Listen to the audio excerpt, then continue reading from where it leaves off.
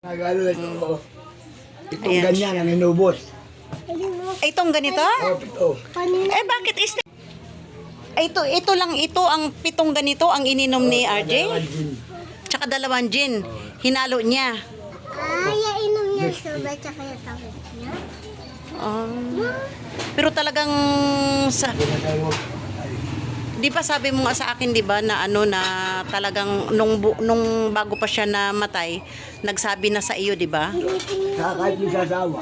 Nagsabi na, Oh, sige, magkakapera ka, mukhang pera kayo sa sasawa. oh, Nung linggo. bago niya ginawa to, ano.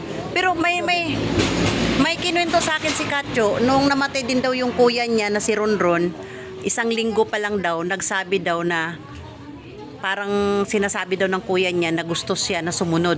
Kukunin. Kukunin siya. Sabi sa akin yan, Kuya Roro, sila ulo ko magkasama. Kaya sabi ko, kung baka nawalis tingting, walisin mo. Walis. Kasama.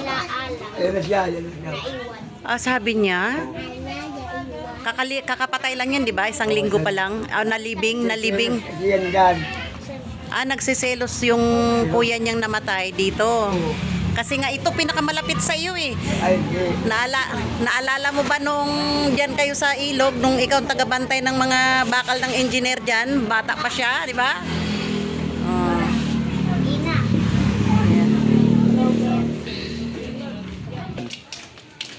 Ang Ako ngayon, alin ang sinagot ni Mamaan? burin yan. Ang Boreal? Ang galing naman ni Mamaan, no? Ano ko? Tsaka ni Kong, 45,000 ang isinagot nila. Oo.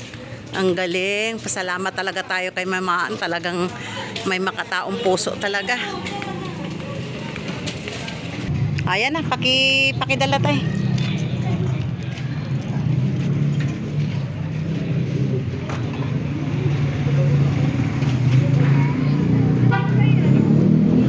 Kaharutan ko kasi yan si RJ nung bata pa eh. Sa ilog, oh. Ang sarap pa kwentuhan pati. Ilog na rin ang buhay yung batang yan eh. Ayan. Okay, sige tayo. Na tayo sa lamay ni RJ.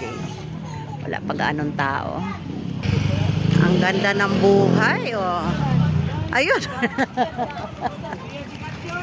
Ay, hindi ba?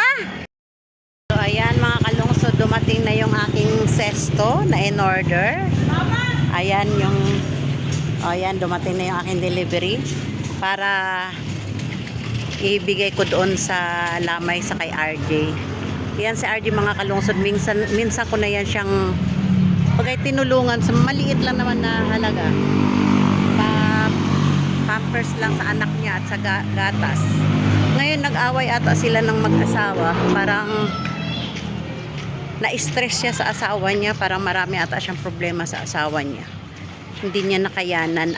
Nagbigti siya noong isang araw. Nakunan ko naman siya yung sitwasyon niya ngayon. Kaso lang hindi pinayagan ni YouTube na ma-upload sa akin channel dahil siguro dahil maraming mga suko, tapos kaya dinilit ko. Ngayon pupunta ako ngayon sa kanya para hanapin ko yung tiyuhin niya para ipabuhat ko yung sesto na ibibigay ko doon. So